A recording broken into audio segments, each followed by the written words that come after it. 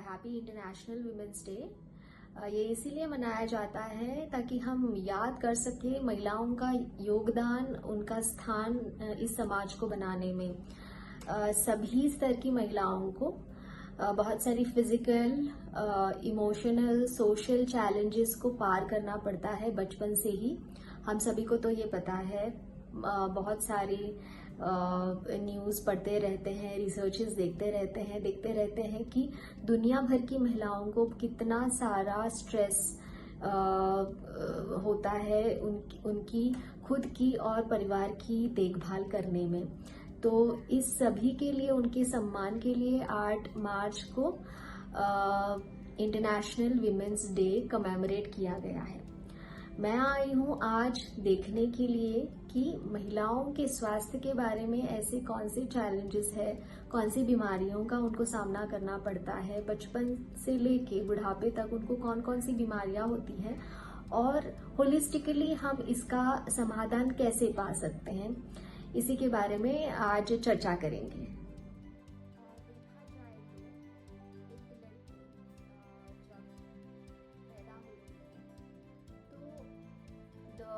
Anatomical system या फिर body का जो सिस्टम होता है वो एक लड़का और लड़की का ऑलमोस्ट सिमिलर होता है जब तक वो अपने प्यूबर्टी तक नहीं पहुंचते। After that the female organs, reproductive system and the male reproductive system starts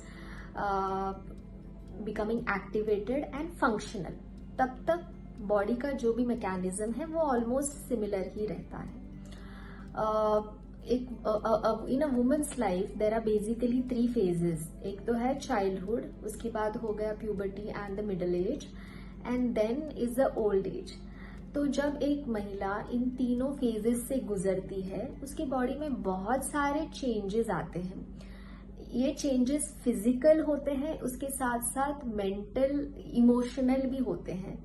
तो जब ये चेंजेस होते हैं तो इस चेंजेस के दौरान हम अपनी बॉडी को किस प्रकार का डाइट, लाइफस्टाइल फॉलो करते हैं या फिर कैसे संभालते हैं, ये बहुत ही इम्पोर्टेंट हो जाता है। फॉर एग्जाम्पल, जब एक लड़की को पीरियड्स आते हैं तो उस टाइम का डाइट, लाइफस्टाइल और रेजिमेंट जो है, जब एक औरत प्रेग्नेंट हो जाती है तो उस टाइम का, उसके बाद जब बच्चा आता है तो उस टाइम का, उसके बाद जब मेनोपॉज होता है और उसके बाद में, इन सभी फेजेस के टाइम पे उस औरत का जो कि न्यूट्रिशन का प्रोटोकॉल है या फिर वो किस तरह से अपनी जिंदगी जीती है, कैसे सोती है, एक्सरसाइज का पैटर्न है, क्या खाती है, क्या नहीं खाती है, ये सब बहुत इंपॉर्टेंट होता है। उसके साथ ही उनका मानसिक स्वास्थ्य कैसा होता है, इस सभी को अगर वो अच्छे से फॉलो करती है तो वो कंप्लीटली एक हेल्दी लाइफ जी सकती है। अगर कहीं पे भी कोई इशू अगर है उनकी डाइट में या फिर उनके स्ट्रेस लेवल्स में या फिर उनकी फिजिकल एक्टिविटी में, उनको रेस्ट नहीं है या फिर और भी कोई अगर प्रॉब्लम है, तो डेफिनेटली एक औरत को बहुत सारी फिजिकल प्रॉब्लम्स का, बीमारियों का सामना करना पड़ता है। तो देखते हैं कि ऐसे कौन से 10 कॉमन डिजीजेस हैं जो खास करके इंडिया में कॉमनली पाए जाते हैं महिलाओं।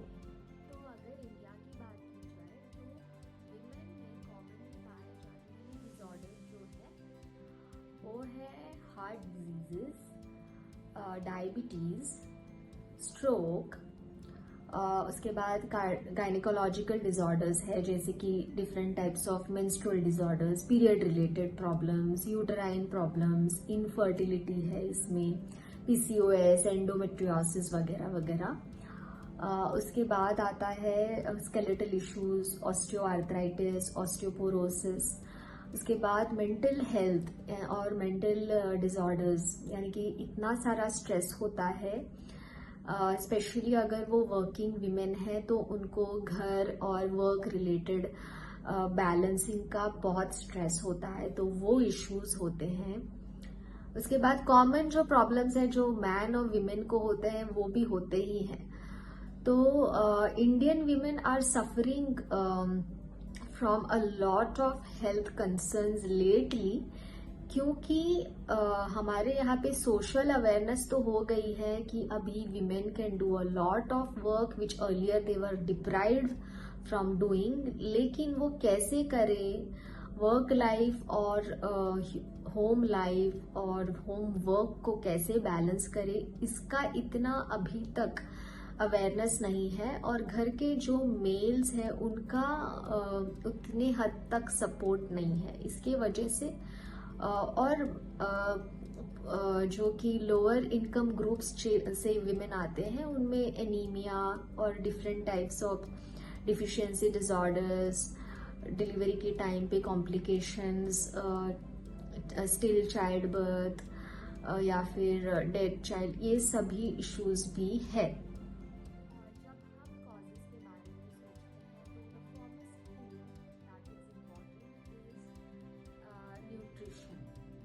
Right from the age of being a baby और उसके बाद प्यूबर्टी और यंग एज यूथ में या फिर मिडिल एज में, and then afterwards when the woman grows up and she reaches menopause, और उसके बाद एट एवरी स्टेज न्यूट्रिशन जो है वो बहुत ही इम्पॉर्टेंट है।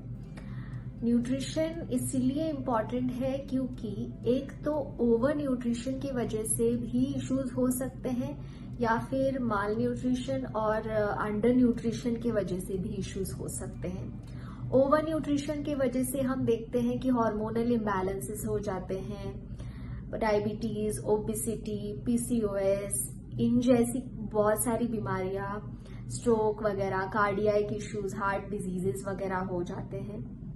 और माल न्यूट्रिशन की वजह से एनीमिया और बहुत सारी डिफिशियंसी डिसऑर्डर्स, मेंस्ट्रुअल इश्यूज जिसमें खून की कमी की वजह से अच्छे से पीरियड्स न आना, फटीगेबिलिटी और ऑस्टियोआर्थराइटिस, ऑस्टियोपोरोसिस, इन जैसी बहुत सारी बीमारियां भी हो सकती है।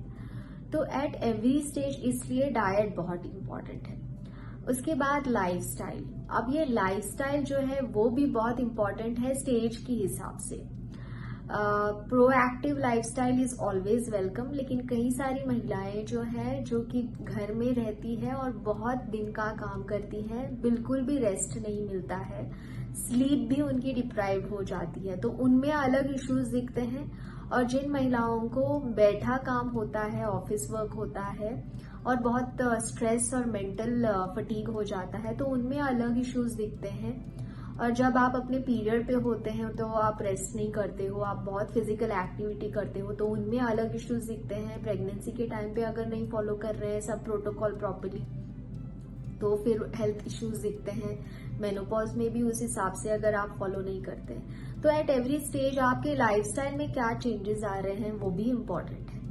थर्ड है कि स्ट्रेस आप कितना ले रहे हो। स्ट्रेस और मैंने जैसे पहले बताया कि this stress is not just emotional stress, वो फिजिकल स्ट्रेस हो सकता है, घर का स्ट्रेस हो सकता है। कई सारी महिलाओं को डोमेस्टिक अब्यूज का भी सामना करना पड़ता है, तो वो स्ट्रेस हो सकता है। वर्क स्ट्रेस हो सकता है, या फिर बिकॉज ऑफ हार्मोनल इम्बैलेंसेस और मेंस्ट्रुअल इरेगुलरिटीज, मतलब पीरियड में जो भी इश्यूज आते हैं उस वजह से भी स्ट्रेस हो सकता है। तो ये स्ट्रेस किसी भी प्रकार का हो सकता है।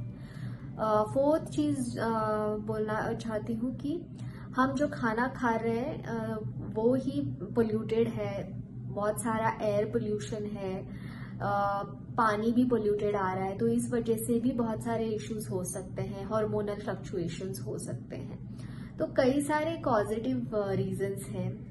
बहुत सारे लोगों को, महिलाओं को इनफर्टिलिटी की वजह से बहुत सारे हार्मोनल सप्लीमेंट्स दिए जाते हैं, तो उस वजह से बाद में उनको प्रॉब्लम्स आ सकते हैं। तो the number of causes are a lot, और उनको कैसे मैनेज करना है ये जानना बहुत बहुत इम्पोर्टेंट है। प्रॉपर हाइजीन को अगर फॉलो नहीं किया तो भी बहुत सारे इश्यूज हो सकते हैं। हाइजीन क्यों इम्पोर्टेंट है? क्योंकि जैसे मैंने पहले बताया कि अगर लड़कियों में पीरियड्स आ रहे हैं तो उस टाइम पे क्लीनलीनेस और use of sanitation, proper disposal of sanitary napkins, regular cleaning of the private parts, ये बहुत इंपॉर्टेंट है। उसके बाद भी प्रेगनेंसी के टाइम पे, डिलीवरी के टाइम पे following proper clean hygiene practices, ये भी बहुत इंपॉर्टेंट है। बाद में आफ्टर मेनोपॉज एस्ट्रोजन की कमी की वजह से वजाइनल ड्राइनेस हो जाती है, तो उस टाइम पे भी हाइजीन बहुत इंपॉर्टेंट है। So following good clean hygienic practices becomes very very important. Menstruation is a physiological process. ये एक monthly process है जिसे हम commonly period भी बोलते हैं, जिसमें every month हमारी फीमेल सिस्टम में, बॉडी में एक एग जिसमें बेबी को डेवलप करने की कैपेसिटी होती है, वो प्रोड्यूस होता है। एक एग एवरी मंथ प्रोड्यूस होता है। तो ये जब एग बनता है, उस प्रोसेस को ओव्यूलेशन बोलते हैं, जो कि मिड साइकिल मतलब महीने के बीच में ये एग रिलीज होता है। अगर ये एग फर्टिलाइज नहीं होता है तो वो at the end of the month वो बॉडी से बाहर फेंका जाता है, जिसके साथ ब्लीडिंग भी हो जाती है। उस प्रोसेस को बोलते हैं पीरियड। सो एवरी मंथ ये जो साइक्लिकल प्रोसेस है वो चालू रहता है जब तक कि प्रेगनेंसी नहीं आती। एक बारी वो वुमेन प्रेग्नेंट हो गई तो ऑटोमेटिकली उस टाइम के लिए ये प्रोसेस बंद हो जाता है, क्योंकि the purpose of your menstrual cycle is achieved. उसके बाद फिर से जब बेबी 1 ईयर का वगैरह हो जाता है या फिर उसके पहले भी ये पीरियड फिर से रिज्यूम हो जाता है, जब तक कि वो वुमेन को मेनोपॉज नहीं आता। तो बहुत सारे रीजंस की वजह से, जैसे मैंने पहले भी बताया है, कि ये जो नॉर्मल पैटर्न है उसमें डिस्टर्बेंसेस आ सकते हैं। एक तो हार्मोनल इश्यूज हो सकते हैं, stress related, food related, lifestyle related, जिसमें वो जो एंडोमेट्रियम है जो रिलीज हो जाता है एवरी मंथ थ्रू ब्लीडिंग, वो प्रॉपरली फॉर्म नहीं होता, या फिर कभी कभी एग ही नहीं फॉर्म होता, या फिर वो एग रिलीज ही नहीं होता। तो कई सारे इश्यूज हैं। हम देखते हैं कि पीसीओएस में एग फॉर्मेशन नहीं होता है, ठीक से ओव्यूलेशन नहीं होता है, कई सारे लोगों को पेनफुल पीरियड्स होते हैं, कई को स्कैंटी पीरियड्स होते हैं, कई को वेरी हैवी पीरियड्स होते हैं, जैसे कि एंडोमेट्रियोसिस में वगैरह देखते हैं। बहुत सारे लोगों में फाइब्रॉइड्स फॉर्म हो जाते हैं। तो ये सब इश्यूज होते हैं मेंस्ट्रुएशन से रिलेटेड। बहुत सारे लोगों में वजाइनल ईचिंग, वजाइनल डिस्चार्ज, ये रिप्रोडक्टिव इश्यूज हो जाते हैं। तो ये सब इश्यूज को अगर टैकल करना है तो हमको कॉज पहले क्या है ये फाइंड आउट करना पड़ता है। बहुत सारी महिलाओं में मेटाबॉलिक डिसऑर्डर्स जैसे कि डायबिटीज, हार्मोनल फ्लक्चुएशंस, थायराइड की वजह से भी ये इश्यूज आ सकते हैं।